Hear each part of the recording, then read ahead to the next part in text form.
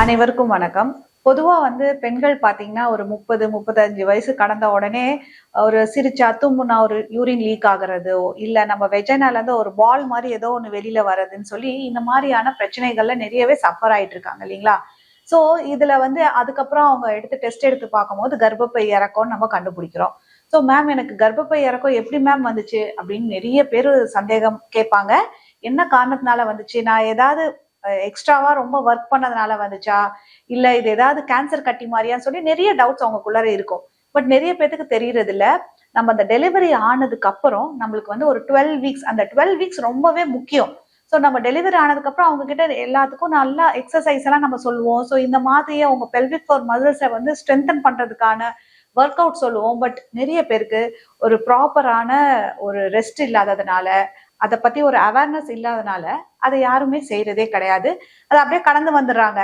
But ஒரு 30, 35 வயசு கடந்த உடனே தான் அவங்களுக்கு இந்த மாதிரியான பிரச்சனைகள்லாம் வருது. அது மட்டும் இல்லாம நிறைய பேர் ஒரு ரன்னிங் ஒரு அத்லெட்டா இருப்பாங்க, இல்ல ஒரு டான்சரா இருப்பாங்க. ஸோ இந்த மாதிரியான ஒரு ஜிம்ல ஒரு ட்ரெயினரா இருப்பாங்க. ஸோ இந்த மாதிரியான வேலைகள்ல ஈடுபடும் போது அவங்களுக்கு இந்த தொந்தரவு ரொம்பவே ஜாஸ்தியாவே இருக்கும். ஸோ அதனால அவங்களுக்கு கட்டாயம் இந்த டெலிவரி ஆனதுக்கு அப்புறம் அவங்க எப்ப அந்த ரன்னிங்க்கு போகிறது, எப்ப அவங்க ஒர்க்கை ரெஸ்யூம் பண்றது, ஹெவி வெயிட் எப்ப லிஃப்ட் பண்றது, இந்த ப்ரொலாப்ஸை எப்படி ப்ரிவென்ட் பண்றது. ஸோ இந்த குரூஷியல் டைம், இந்த கோல்டன் பீரியடை அவங்க எப்படி யூஸ் பண்ணலாம், என்ன விஷயங்கள் பண்ணணும், என்ன விஷயங்கள் பண்ணக்கூடாதுங்கிறத பத்தி தான் நம்ம இப்ப சொல்ல போறோம். போன பதிவுல நம்ம பார்த்தோம் இல்லைங்களா, மேம் என்னோட டான்ஸை நான் எப்போ மேம் நம்ம ஸ்டார்ட் பண்றது, எப்போ என்னோட ரன்னிங்கை நான் ஸ்டார்ட் பண்றது, எப்போ நான் ஹெவி லிஃப்ட்ஸ் பண்றது அப்படின்னு கேட்டுட்டு ஒரு பேஷண்ட் வந்திருந்தாங்கன்னு சொன்னேன் இல்லைங்களா. ஸோ அவங்களுக்கு இந்த டெஸ்ட் எல்லாம் நம்ம பண்ணோம். ஸோ அந்த டெஸ்ட் நம்ம பண்ணிட்டு இந்த டெஸ்ட்ல அவங்க ஃபிட்டா இருக்காங்கன்னு தெரிஞ்சதுக்கு அப்புறம் அவங்களுக்கு நம்ம அந்த ரன்னிங்கை திருப்பி ஸ்டார்ட் பண்ணலாம் அப்படிங்கிறத நம்ம அஷூரன்ஸ் கொடுத்தோம். பட் நிறைய பேருக்கு அந்த மாதிரியான ஒரு ஃபிட்னஸ் தெரியறது இல்ல. அதை எப்படி நம்ம செக் பண்றதுன்னு ஒன்னொன்னா நம்ம பார்க்கலாம். ஸோ இந்த உங்களோட பெல்விக் ஃப்ளோர் மசிலை நீங்க அசஸ் பண்றதுக்கு ஒரு ரன்னிங்கோ இல்லாட்டி நீங்க ஹெவி லிஃப்ட்ஸ் ஒர்க் பண்றதுக்கோ உங்களுக்கு மினிமம் 6 வீக்ஸ் ஆகுது ஆகணும் இந்த டெஸ்ட் எடுக்கிறதுக்கே. கிளையண்ட் நம்மளுக்கு ஒரு டெலிவரி ஆனதுக்கு அப்புறம் 12 வீக்ஸ் ஆயிருக்கா அப்படிங்கிறத ஃபர்ஸ்ட் நம்ம கன்ஃபார்ம் பண்ணணும். ஸோ அதை ஒரு 4 கேட்டகரியா நம்ம பிரிக்கணும். ஸோ ஒன்று பெல்விக் ஃப்ளோர் மசிலோட ஸ்ட்ரென்த் எப்படி இருக்குங்கிறத பார்க்கணும், பெல்விக் ஃப்ளோர் மசிலோட என்டியூரன்ஸ் எப்படி இருக்குங்கிறத பார்க்கணும். அது மட்டும் இல்லாம கர்ப்பப்பையில ஏதாவது இறக்கம் இருக்கா, ப்ரொலாப்ஸ் இருக்கா அப்படிங்கிறத நம்ம பார்க்கணும். என்னென்ன சிம்டம்ஸ் இருக்கு, ஸோ அவங்க சிரிச்சாலோ தும்முனாலோ கர்ப்பப்பை ஏதாவது இறங்குதா, இல்ல யூரின் மாதிரி ஏதாவது லீக் ஆகுதா, ஸோ இந்த மாதிரியான விஷயங்கள் சிம்டம்ஸ் என்னென்ன இருக்குங்கிறத நம்ம பார்க்கணும். அது மட்டும் இல்லாம நம்ம இந்த 7 எக்ஸசைஸ் அவங்களுக்கு டெஸ்ட் மாதிரி நம்ம கொடுப்போம். ஸோ அது load and impact management. So அதுதான் செக்ஷன் 1. செக்ஷன் 2 தான் நம்மளுக்கு pelvic floor muscle strength. So first அந்த லோட் அண்ட் இம்பாக்ட் இருக்கு இல்லைங்களா. ஸோ அதுல என்ன நம்ம டெஸ்ட் பண்ணுவோம் அப்படின்னு பாத்தீங்கன்னா, அவங்களால வாக் பண்ண ஃபர்ஸ்ட் மினிமம் 6 வீக்ஸ் ஆகுது ஆயிருக்கணும் அவங்களுக்கு டெலிவரி ஆனதுக்கு அப்புறம். இல்ல நம்மளுக்கு 12 வீக்ஸ். ஸோ இப்போ அவங்க ஒரு 12 வீக்ஸ்ல இருக்காங்கன்னா சிம்டம்ஸ் இருக்கா இல்லையா அப்படிங்கிறத கேட்கணும். ஸோ அவங்களால வாக்கிங் ஹாஃப் அன் ஹவர் பண்ண முடியுதா, ஒரு 30 மினிட்ஸ்க்கு வாக்கிங் பண்ண முடியுதா. ஸோ இப்போ நான் கேட்குற கொஸ்டின்ஸ் எல்லாமே நீங்க செஞ்சுட்டே வாங்க.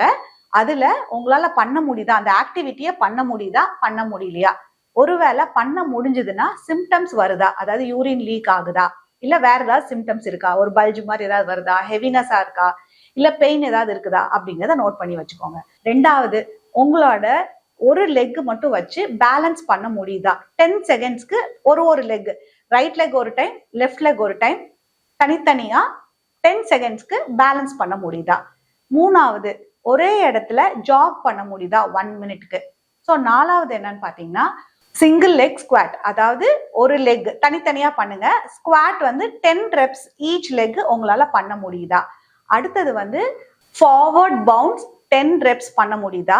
அதே மாதிரி சிங்கிள் லெக்ல ரன்னிங் மேன் மாதிரி உங்களால 10 ரெப்ஸ் பண்ண முடியுதா. அதே மாதிரி ஹாப் பண்ணும், ஹிப் ஹாப்னு சொல்லுவாங்க இல்லையா. ஸோ அத மாதிரி ஈச் லெக்ல உங்களுக்கு 10 ரெப்ஸ் பண்ண முடியுதா.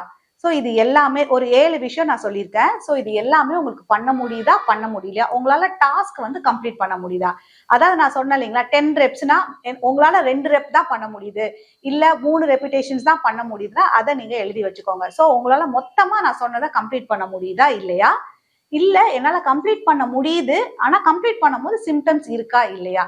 ஸோ இதெல்லாம் தான் பார்க்கணும். ஸோ இது எல்லாமே நீங்க ஃபிட்டா இருக்கீங்க, இந்த ஸ்கோர் எல்லாமே நல்லா இருக்கு அப்படின்னா, நீங்க வந்து அதுக்கப்புறம் தான் உங்களுடைய ஒர்க், அதாவது வந்து ஹெவி லிஃப்ட் ஒர்க், நிறைய பேர் வந்து ஆப்ஜெக்ட்ஸ் எல்லாம் லிஃப்ட் பண்ற மாதிரியான ஒர்க்ல இருப்பாங்க லேடிஸ். ஸோ அந்த மாதிரி இந்த ஃபிட்னஸ் வந்துச்சுன்னா தான் உங்களுக்கு வந்து அதுக்கப்புறம் நம்ம வந்து அந்த ஒர்க்குக்கே நம்ம அவங்கள அனுப்ப முடியும். உங்களுக்கும் கர்ப்பப்பை சம்பந்தமா ஏதாவது பிரச்சனை இருக்கு, இல்ல கர்ப்பப்பை இறக்கம் எதனால வந்துச்சு, இதை எப்படி சரி பண்றது, இதை எப்படி ப்ரிவென்ட் பண்றதுன்னு தெரிஞ்சுக்கணும்னா டிஸ்பிளேல தெரிய நம்பருக்கு கால் பண்ணியோ டெக்ஸ்ட் பண்ணியோ உங்களுக்கான சந்தேகங்கள் கேட்டு தெரிஞ்சுக்கோங்க. மீண்டும் அடுத்த வீடியோல சந்திக்கிறேன். நன்றி, வணக்கம்.